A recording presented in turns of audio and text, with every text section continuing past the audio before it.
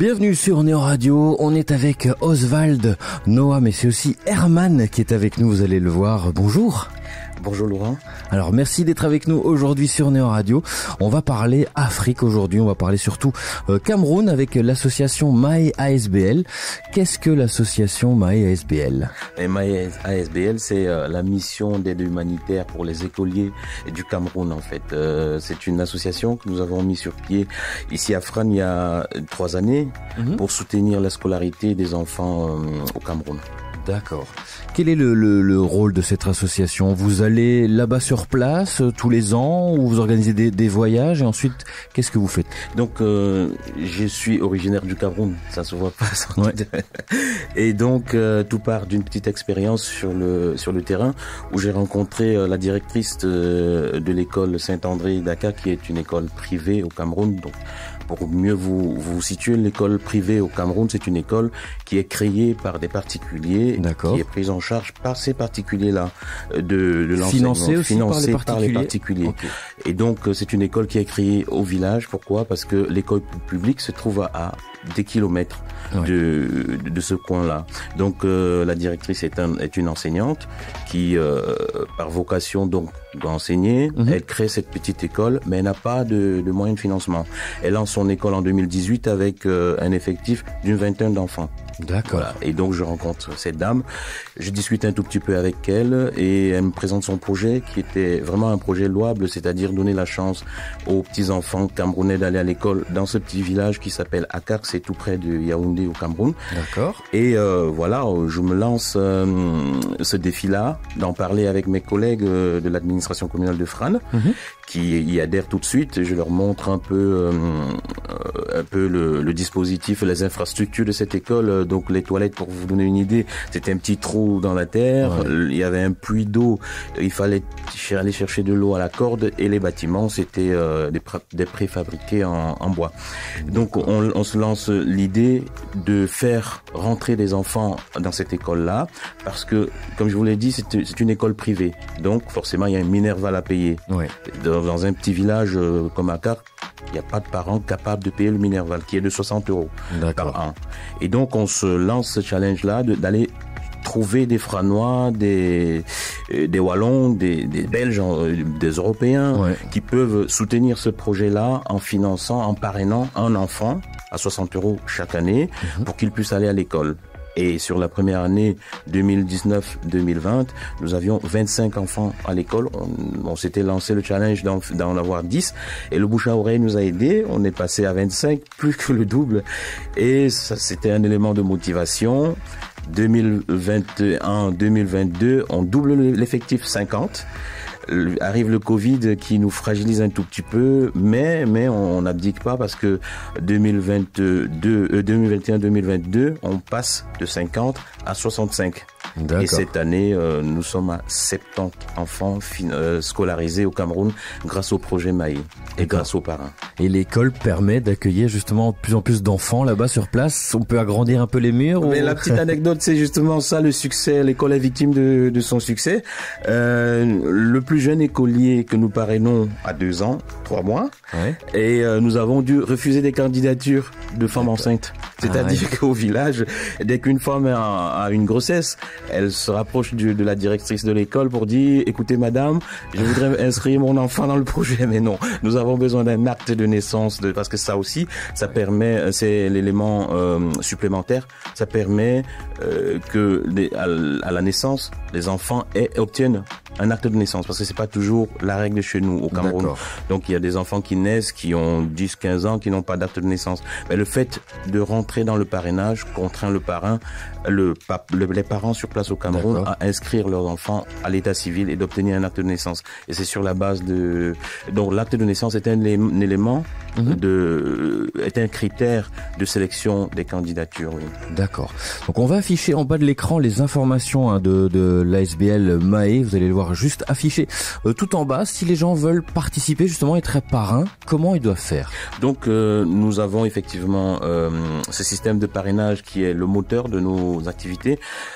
Il suffit de prendre contact avec nous au téléphone, par email ou alors aller sur notre page Facebook, prendre contact avec nous. Nous renvoyons une convention qui peut être bien exploité par le probable parrain. Il lit le contenu, il voit que l'argent n'est pas destiné aux parents. Ouais. Donc c'est un financement aussi direct. C'est ce qui change des autres projets en fait. D'accord. Nous prenons de l'argent chez le parrain, mais nous payons directement la scolarité à l'école. Pourquoi? Parce que si on transfère l'argent du parrain aux parents, il y a d'autres besoins qui peuvent naître. Ouais, un enfant est tombé malade, il a faim, on va subvenir à ces besoins-là au lieu de l'envoyer à l'école. Oui. Et donc voilà, on peut, si l'on souhaite, nous avons d'ailleurs des enfants encore en attente ici. Nous avons 4 enfants en attente de parrainage. L'année dernière, il y en avait 10 et Dieu merci, on avait bouclé l'année en prenant en charge tous ces enfants-là grâce justement aux bouche-oreille. Aujourd'hui, nous en avons 4 sur la main et s'il y a des volontaires qui veulent parrainer pour 60 € un enfant au Cameroun, il recevra un dossier de parrainage, c'est-à-dire un acte de naissance de cet enfant, une photo et très souvent un petit bulletin scolaire et on regarde un peu la progression de l'enfant parce qu'on prend dès le bas âge, on prend le plus âgé chez nous à 10 ans. D'accord. Et le parrainage a démarré à 4 ans. Donc nous sommes sur la 4e année scolaire. Donc on a pris vraiment à la base et nous privilégions aussi les filles. Sachez qu'au Cameroun, lorsque dans une famille il y a un choix à faire entre 2 enfants, une fille et un garçon, on va rapidement envoyer un garçon à l'école et la fille doit rester à la maison pour accompagner ses parents. Donc pour l'instant, je vous ai dit que nous avons 70 enfants parrainés et le grand succès pour nous, c'est que c'est 39 filles et 31 garçons. D'accord. C'est une école primaire ou alors ça va aller peut-être plus loin, frère? C'est une école qui vient donc d'être créée il y a à peine 5-6 ans. Ouais. Comme je vous ai dit, on prend par la base, donc l'école aussi a été créée. Donc nous sommes dans la première promotion en 4e primaire. Ouais. Donc l'école tout doucement a présenté l'année dernière 4 candidats au CEPE qui correspond au CEB ici en Belgique, qui ont tous réussi. Et justement, c'est une école maternelle et primaire. Je vous ai expliqué que le plus âgé de nos enfants parrainés a 10 ans. Ouais. Donc, nous espérons déjà d'ici 2 ans avoir notre premier diplômé. Et c'est ça l'objectif. C'est-à-dire que nous demandions aux parrains de prendre un enfant de la maternelle jusqu'au CEB, qui est le tout premier diplôme, lui donner cette chance-là. Maintenant, la suite, ça dépendra du succès du projet.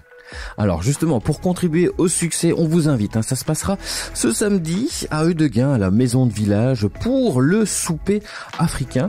Il y a aussi les plats qui sont à emporter, donc vous pouvez aller sur place ou les emporter. Alors qu'est-ce que vous avez prévu sur place ce samedi? Un peu d'Afrique, beaucoup d'Afrique. J'imagine. Surtout. Donc en fait, les saveurs africaines, on a prévu un système de buffet, parce que ce sera probablement une découverte pour la plupart des personnes qui viendraient. Donc on a mis un système de buffet pour que les gens puissent goûter et choisir donc il y aura une petite dégustation et sur la base de la dégustation au buffet vous pourrez prendre ce que vous voulez. Il y a des bananes plantains pour ceux qui le savent, c'est des fritures de bananes plantains. La sauce moambe qui accompagne le riz, c'est une sauce d'arachide bien africaine. Il y a aussi le traditionnel poulet DG, ça c'est quelque chose à découvrir. Je connais de nom mais je n'ai jamais mangé. Et il est temps de découvrir et dans ce beau cadre de la maison du village de Dien, vous l'aurez. Il y a aussi du ndolé, il y a vraiment, c'est de l'exotique. Et il y aura aussi, pour ceux qui aiment manger light, des beignets sucrés, des beignets à l'africaine et du haricot. Il y aura un peu pour tous les goûts et les saveurs sont à découvrir. Ça, je le garantis et vous verrez. Et puis aussi, c'est une compilation du monde en fait, parce que j'ai dit il y aura un peu d'Afrique et il y aura aussi les latinos. Nous avons Gustavo qui fait des prestations qui va initier à la danse de salsa, donc il va faire 3 séquences de 15 minutes chaque fois pour initier. C'est un Colombien qui est très connu dans la région de Wallonie-Picarde, qui va donc interpréter quelques morceaux d'Afrique mais aussi de la salsa latino. Alors, est-ce qu'il y a encore de la place justement pour samedi? Est-ce qu'on va pouvoir encore réserver? Ah ouais, c'est pour ça que je suis venu à Néo Radio, pour rappeler aux Franois, aux Wallons Picards, tous les Belges qu'ils sont les bienvenus.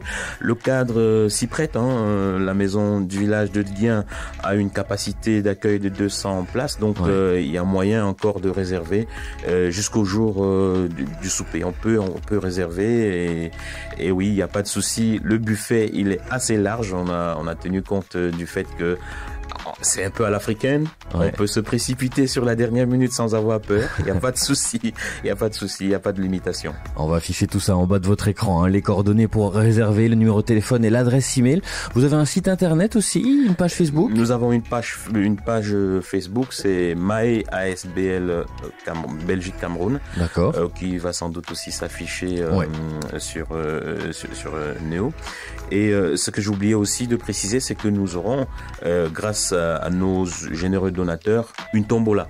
Une tombola qui va faire gagner, on l'a déjà lancé la tombola. Nous avons mis des tickets de vente de tombola 2 € en route. Certains bénévoles les vendent déjà. Et le jour du souper, il y aura donc un tirage au sort, une vente de tickets suivi d'un tirage au sort. Et pour vous donner une idée, nos généreux donateurs nous ont offert des montres, des bijoux, des couettes, des foulards, franchement des paires de baskets dames. Vraiment de quoi satisfaire ceux qui auront la bonne volonté de venir nous soutenir dans ce projet-là. Et nous prévoyons aussi un petit marché humanitaire, une petite vente de bienfaisance à une somme modique que vous pourrez peut-être avoir un petit bracelet d'Afrique, tout en sachant qu'en prenant un bracelet d'Afrique, par exemple pour 1 €, c'est un exemple, vous offrez un cahier scolaire à un enfant au Cameroun. Et voilà, donc n'hésitez pas, venez assister au souper et surtout venez danser avec Gustavo pour ceux qui ont les fourmis dans les pieds. Vous savez, les Africains savent faire la fête. Ils ont les fourmis dans les pieds. Vous avez tout compris. Vous avez tout compris. Donc le souper commence à 18h. Il y aura une séance de djembé aussi, ça j'aurais pu le dire. Il y a une séance de djembé. Pour les enfants, il y aura un petit coin de jeu pour pouvoir s'amuser. On peut jouer à crotte-carotte, on peut s'amuser avec des petits jouets, donc il y aura un petit coin enfant. Et pour le reste, je ne peux que inciter les Franois à se joindre à nous, inciter les Wallons Picards à se joindre à nous à la maison du village à Dguin. Bien, merci beaucoup Oswald d'avoir été avec nous aujourd'hui sur Néo Radio, et on vous invite, vous les auditeurs, à venir nous rendre visite, à venir du côté de Dguin et également pour soutenir cette association My ASBL. Donc on réaffiche les informations en bas de l'écran. Merci Oswald. Merci Laurent, merci à tous les auditeurs de Néo Radio. Merci, bonne journée. Merci.